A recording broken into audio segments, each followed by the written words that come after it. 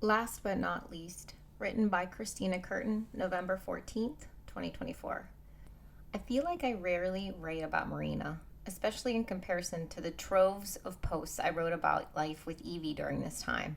Literally every other post in my blog during Evie's first few years of life were about her in some way.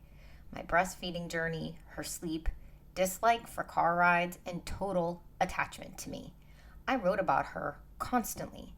But Marina has had very few posts written about her life thus far, or her life and its impact to mine. And I think it's because she is actually the best baby I've had. This is compared to all of her sisters. Gianna and Scarlett just came too early in my life before I started this blog thing, so I didn't get to document any of their childhoods like I did with Evie's. But if my memory serves, and it usually doesn't, the older two did not drain me like Evie does and did. If ranked in order of best babies from least to most, I'd have to go with Scarlett, Gianna, and then Evie. In reality, it's probably not entirely their fault that they weren't the best babies. Marina is the only one of my four kids who didn't nurse for most of her babyhood. And in fairness, that's where all my bitching originates from. I don't get to complain about the ongoing struggles of breastfeeding with her because, after her starvation era, she never went back to nursing. She said fuck you to the boob and never went back. I will admit I felt a little rejected by this. All my other girls loved the boob. I was their comfort. For the first couple months, this was true for Marina as well, until her failure to thrive diagnosis and her refusal to nurse. I took the rejection and resigned to pumping what I could to give her whatever meager ounces I had. Something was better than nothing. And there was nothing to bitch about with pumping. Besides feeling like a cow, the sheer disappointment in my lack of milk production, and the constant cleaning of supplies. But now, Marina is on to solids, making typical messes that toddlers do by tossing food all over the place, so I have to wipe up wet banana mush off the floors daily, gagging on food and giving my family mini heart attacks, but nothing crazy or notable enough to write about, so I don't. Then, her sleep schedule. I was going to bitch about that, but in the span of time that it took me to finish this blog post, she actually started sleeping through the night. It's like she knew I was going to bitch about one of the very few things that is not perfect, and she was not having it. Now her sleep schedule is like what a baby should be, like a normal baby that doctors tell you about. I never had this. She goes down super easy. Pop a bottle in her mouth, lay her down, tuck a blanket, sound machine on, and wave night-night. That's it. No 30-minute nursing sessions. No falling asleep in my arms and me trying to lay her down without waking her up. No 3-hour finger holding. Nothing. And get this.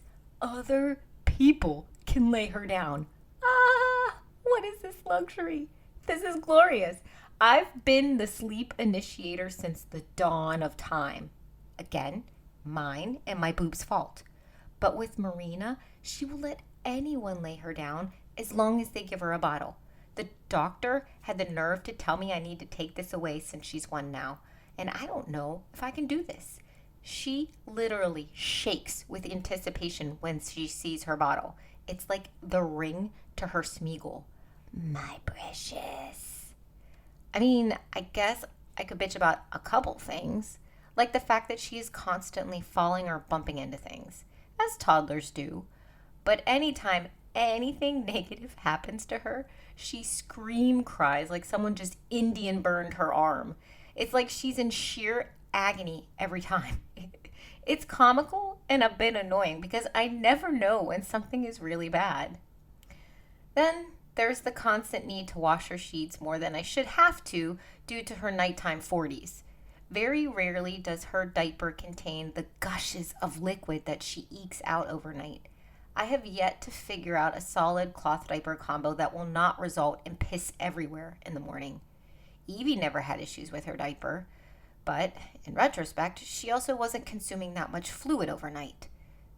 My tats were probably giving her 3 ounces max. I'm thinking my other kids were so attached and cranky because my itty bitty titties weren't giving them enough. But Marina never really had to deal with my pathetic boobies. She did for like 2 months, but as I am seeing in other areas of her life now, she's a quick learner. She gave my boobs a 60-day trial run and said, nope, I'd rather starve than try to squeeze milk out of this geriatric set of tits. She's smart. She learns fast. As an example of her intelligence, we have small toys laying around the house now. Small little choking objects just splattered everywhere because Evie loves playing with calico critter stuff, beads, Shopkins, you get it. You might come into my house seeing the small toys haphazardly laying in every possible cranny of my home and pull out your phone to call CYS thinking, this woman has a 1-year-old. Isn't she concerned about airway obstruction? Hasn't she learned her lesson from the last child she had that choked on a toy? Clearly, this is a shit mother right here. Social media was right. Take all her kids away. Thing is, I was concerned in the beginning. We separated all the toys at first, putting the smaller ones away and only letting Evie play with them upstairs where Marina didn't normally go. What a good mom should do. However, despite this separation, there were a few times where the little ninja got a hold of a perfectly sized choking hazard. Instead of freaking out when she started to put it in her mouth, I said, no, Ree, that's caca. She actually stopped and let me take the toy off of her. And now, after a few times of that, anytime she gets a small toy, she'll look at me, shake her head no, and wait to see what I will say before doing anything with the small potential death nugget. Like, what? She's just a little over 1. This seems unusual for me to have a toddler listen to me like this. Are you human, child? Your head is a little large.